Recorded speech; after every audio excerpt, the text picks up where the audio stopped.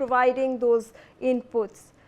Moving on to some major news that's coming in from Uttar Pradesh, Farrukhabad, where a private jet actually skidded off the runway at Mohammadabad airstrip.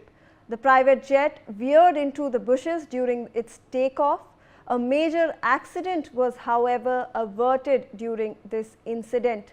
Upon receiving information about this incident, the SDM, DSP, fire brigade and police officials arrived at the scene. The private jet was ferrying DMD Ajay Arora, SBI head Sumit Sharma and DPO Rakesh Tikku.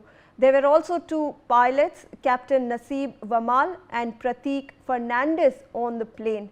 The jet actually crashed during its takeoff, but no casualties have been reported. The incident occurred at the airstrip located in the Mohammadabad Kotwali area. Joining me on the phone line is Pramod Kumar. Pramod, what updates do you have on this incident? A major incident has been averted, this major accident. ये फरखाबाद के मोहम्मदाबाद हवाई पट्टी पर एक जो private jet था वो उड़ान भर रहा था। उड़ान भरने के दौरान अचानक वो हादसे का शिकार हो जाता है, यानी हवाई पट्टी से बाहर निकलता हुआ वो जो झाड़ियां थी, झाड़ियों में जाकर गिर जाता है। और देखिए, सबसे बड़ी खास बात ये रही कि उस प्लेन में 5 लोग सवार थे, जिसमें 2 पायलट थे। पायलट के अलावा 3 जो अधिकारी अन्य थे, यानी कुछ एसबीआई बैंक के अधिकारी थे और कुछ और लोग थे।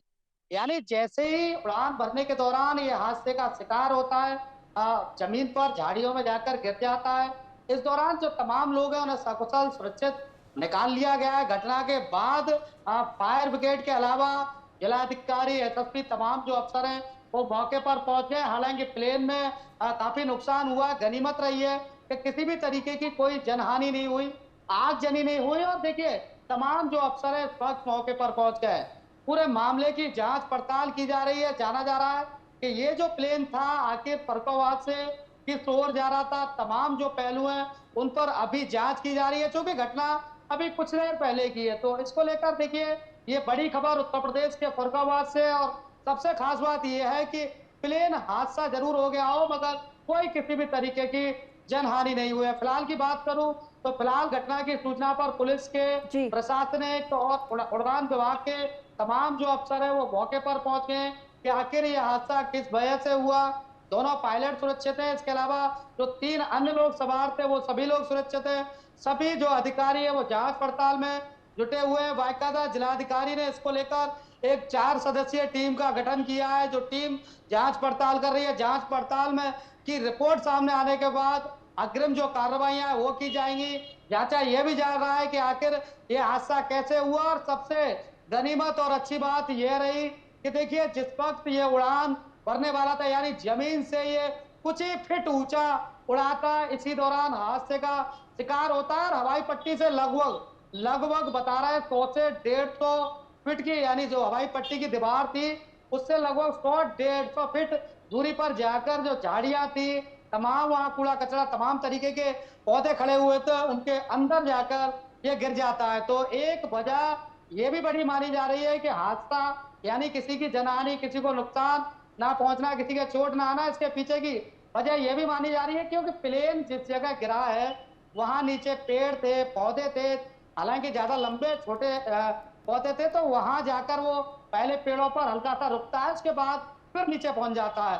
तो उस वजह से एक तरीके से कहा जा सकता है कोई आगजनी की घटना नहीं हुई। इसके अलावा जो तमाम लोग सवार थे उन लोगों को किसी भी तरीके की कोई चोट नहीं पहुंचती है, चूंकि वहां पेड़ पौधों की वजह से यह हादसा टला है।